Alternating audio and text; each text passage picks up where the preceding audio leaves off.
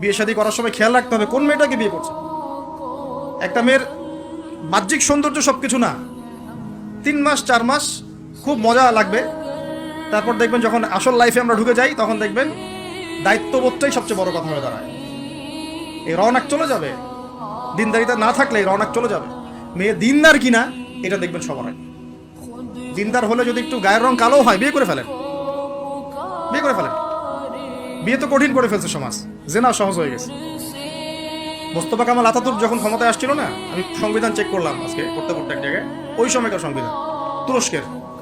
Mostafa Kamal Ataturk যখন 1918 সালের পরে ক্ষমতায় আসছে, ওকে তো ক্ষমতায় বসাইছে ব্রিটেন। এত জানেন হিস্ট্রিটা আপনারা, অনেকে জানেন যারা পড়াশোনা করেন। ও সংবিধানে লিখেছে যে একাধিক বিয়ে করা হারাম, আর অমুসলিম নারীকে বিয়ে করাও বৈধ। সব উল্টাই দিছে। আমাদের সমাজে এখন ওইরকম চিত্র দেখা যাচ্ছে।